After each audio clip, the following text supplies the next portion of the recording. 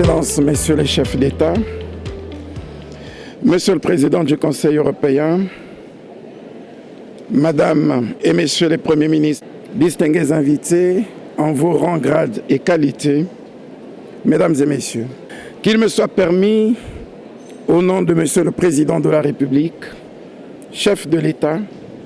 Son Excellence Denis Sassou Nguesso, au nom du gouvernement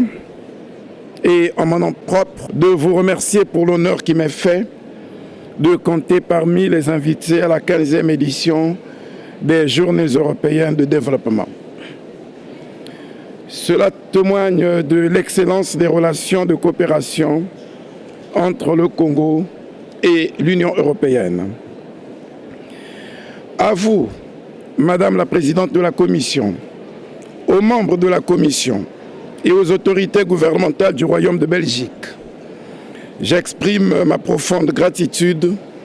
pour l'accueil chaleureux que vous avez bien voulu réserver à moi-même et à la délégation qui m'accompagne. Leurs Excellences, Messieurs les chefs d'État, Mesdames et Messieurs, la stratégie Global Gateway est un partenariat de type nouveau qui définit les contours du monde à venir, un monde plus juste, un monde plus solidaire, un monde plus uni. Je puis vous assurer que le gouvernement de la République du Congo souscrit à cet ambitieux programme Global Gateway en ce qu'il répond d'une part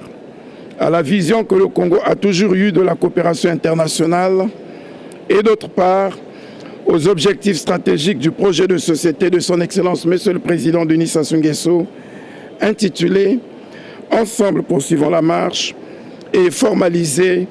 dans notre plan national de développement 2022-2026 avec ces 6 axes prioritaires que sont l'agriculture, le numérique, le tourisme, l'immobilier, l'industrie et les zones économiques spéciales. La convergence d'objectifs entre notre plan national de développement et le programme Global Gateway va constituer, j'en suis convaincu, ce qui peut être considéré comme un co-développement exponentiel. Le financement des 343 projets de ce plan national de développement, dans le respect des normes environnementales,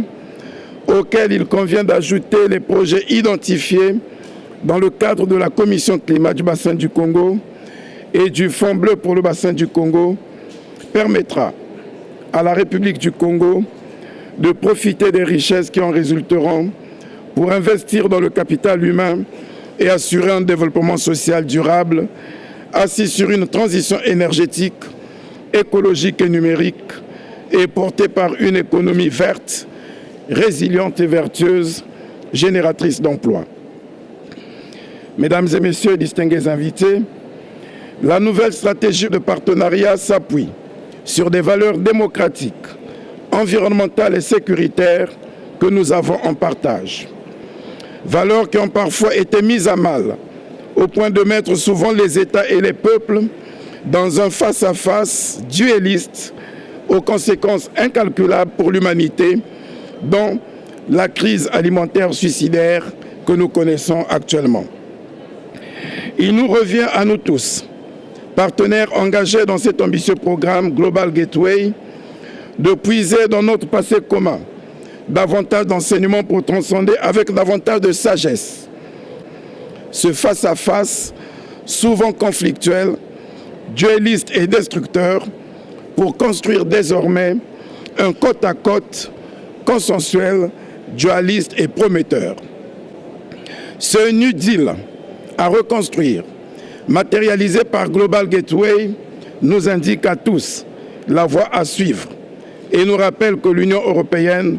comme d'ailleurs sa sœur, l'Union africaine, a été créée sur des valeurs visant à préserver la paix au sein de leurs continents respectifs, à renforcer la sécurité humaine, à promouvoir la coopération internationale. Sans avoir la prétention d'être des experts en humanité, permettez que nous puissions suggérer le suffrage de nous tourner tout entier vers l'avenir et de construire à partir de nos diverses contributions recueillies ici un édifice qui, plus jamais, ne tombera en ruine à cause d'une quelconque érosion morale. Ainsi, Nous garantirons la paix à nos peuples, nous préserverons ensemble notre planète et assurerons de façon équitable la gestion de nos ressources dans une perspective durable et plus humaine. Ainsi, nous écrirons une nouvelle page de nos relations, une page qui ne laissera aucun espace aux incompréhensions intra- et intergénérationnelles, mais une page d'espoir et d'espérance partagée. Je vous remercie.